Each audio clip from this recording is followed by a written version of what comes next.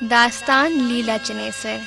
मुमकिना तौर पर 1228 ईस्वी से 1306 ईस्वी के दौरान चनेसर नामी सुमरो कबीले की ज़ेली शाख दासरा से सिंध के उस इलाके का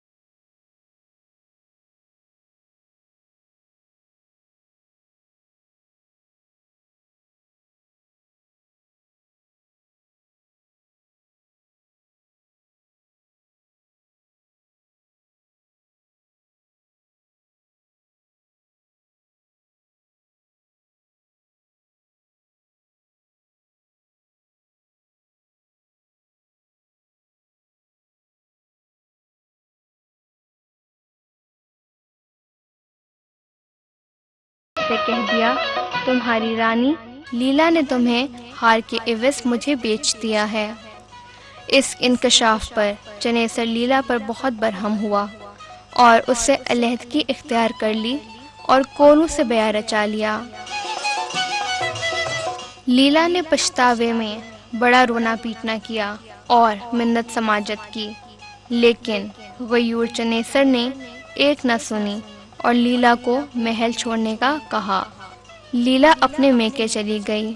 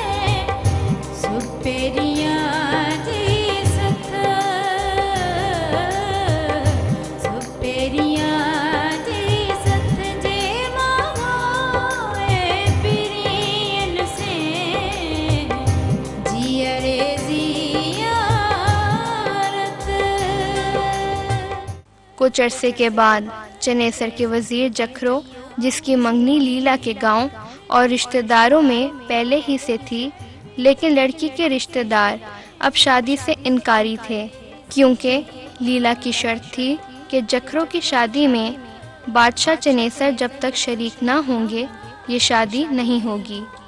वजीर जखरो ने अपनी शादी का पूरा माजरा चनेसर बादशाह को सुनाया और मजबूरन चनेसर जखरो की शादी में शामिल होने को राजी हो गया।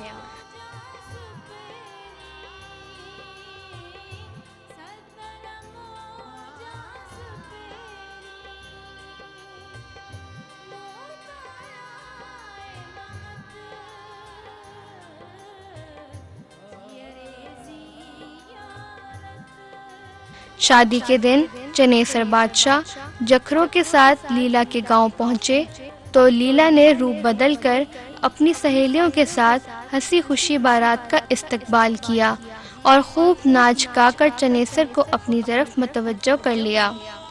चनेसर, जो खुद भी लीला के इस रूप पर फिदा हो चुका था,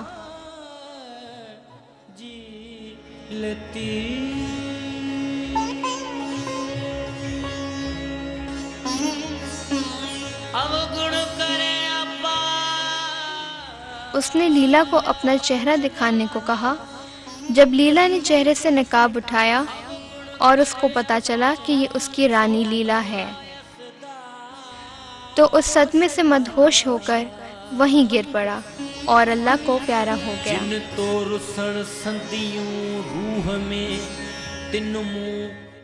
लीला भी यह सदमा बर्दाश्त ना कर सकी और वहीं दम तोड़ दिया।